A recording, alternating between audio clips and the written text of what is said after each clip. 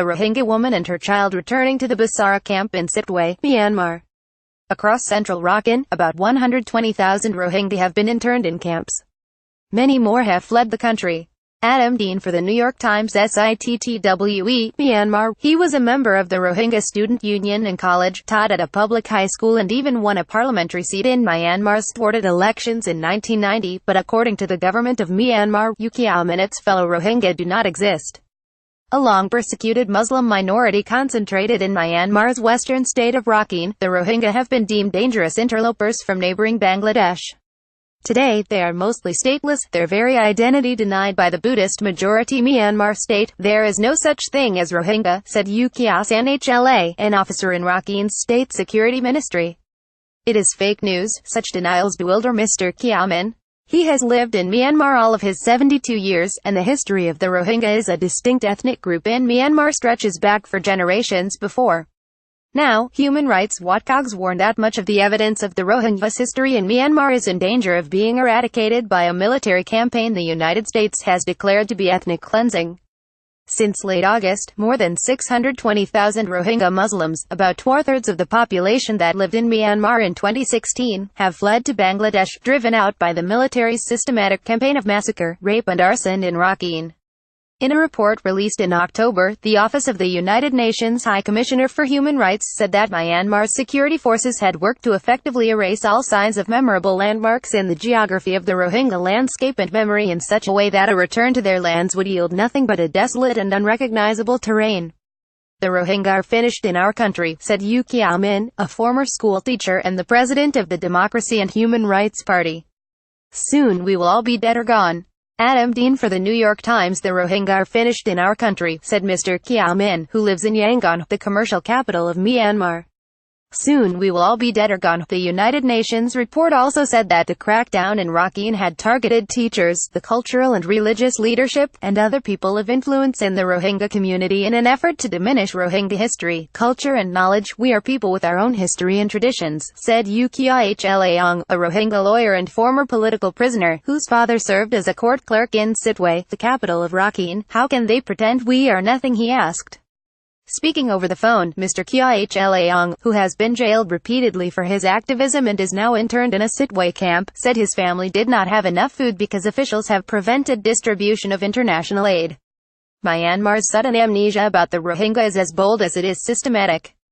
5 years ago, Sitwe, nestled in an estuary in the Bay of Bengal, was a mixed city, divided between an ethnic Rakhine Buddhist majority and the Rohingya Muslim minority. Walking Sitwe's crowded bazaar in 2009, I saw Rohingya fishermen selling seafood to Rakhine women. Rohingya professionals practiced law and medicine. The main street in town was dominated by the Jama Mosque, an Arabesque confection built in the mid-19th century. The Imam spoke proudly of Sitwe's multicultural heritage. But since sectarian riots in 2012, which resulted in a disproportionate number of Rohingya casualties, the city has been mostly cleared of Muslims. Across central Rakhine, about 120,000 Rohingya, even those who had citizenship, have been interned in camps, stripped of their livelihoods and prevented from accessing proper schools or health care. A house burned by Myanmar's military in a Rohingya village in Rakhine state in September. Nyan Chan named European press photo agency they cannot leave the ghettos without official authorization. In July, a Rohingya man who was allowed out for a court appearance in Sitwe was lynched by an ethnic Rakhine mob. The Jama Mosque now stands disused and moldering, behind barbed wire. Its 89-year-old imam is interned. We have no rights as human beings, he said, asking not to use his name because of safety concerns. This is state-run ethnic cleansing and nothing else. Sitwe's psyche has adapted to the new circumstances. In the bazaar recently, every Rakhine resident I talked to claimed, falsely, that no Muslims had ever owned shops there. Sitwe University, which used to enroll hundreds of Muslim students, now only teaches around 30 Rohingya, all of whom are in a distance learning program. We don't have restrictions on any religion, said Shui Kyaw, the university's registrar, but they just don't come. Mr. Kyaw Min used to teach in Sitwe, where most of his students were Rakhine Buddhists. Now, he said, even Buddhist acquaintances in Yangon are embarrassed to talk with him. Rohingya refugees arriving in Bangladesh across the Naf River, in September.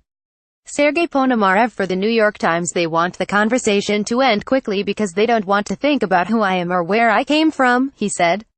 In 1990, Mr. Kyaw Min won a seat in parliament as part of a Rohingya party aligned with the National League for Democracy, Myanmar's current governing party. But the country's military junta ignored the electoral results nationwide. Mr. Kyaw Min ended up in prison.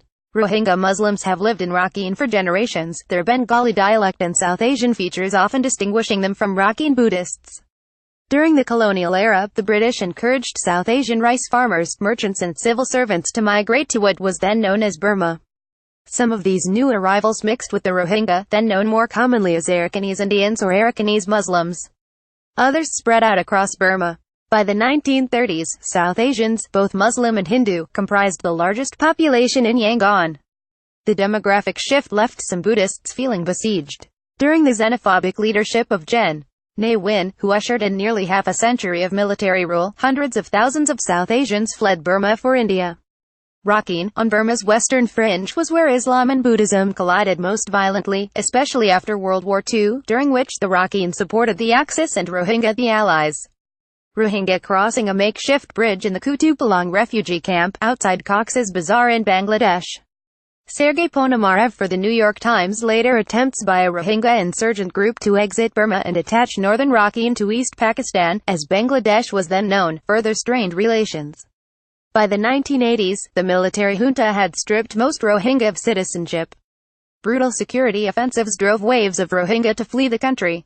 Today, far more Rohingya live outside of Myanmar, mostly in Bangladesh, Pakistan, Saudi Arabia and Malaysia, than remain in what they consider their homeland. Yet in the early decades of Burma's independence, a Rohingya elite thrived.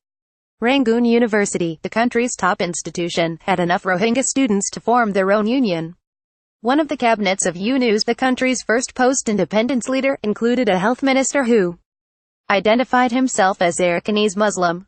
Even under Ne Win, the general, Burmese national radio aired broadcasts in the Rohingya language. Rohingya, women among them, were represented in parliament. Yu Shui Mong, a Rohingya from Buthadong Township in northern Rakhine, served in parliament between 2011 and 2015, as a member of the military's proxy union Solidarity and Development Party. In the 2015 elections, however, he was barred from running. Hundreds of thousands of Rohingya were disenfranchised in those polls. Mr. Shui Mong's electoral district, which had been 90% Rohingya, is now represented by a Rakhine Buddhist. In September, a local police officer filed a counter-terrorism suit accusing Mr. Shui Mong of instigating violence through Facebook posts that called for an end to the security offensive in Rakhine. The military operation began after Rohingya militants besieged government security posts in late August. Mr. Shui Mong, the son of a police officer himself, is in exile in the United States and denies the charges. They want every Rohingya to be considered a terrorist or an illegal immigrant, he said. We are much more than that.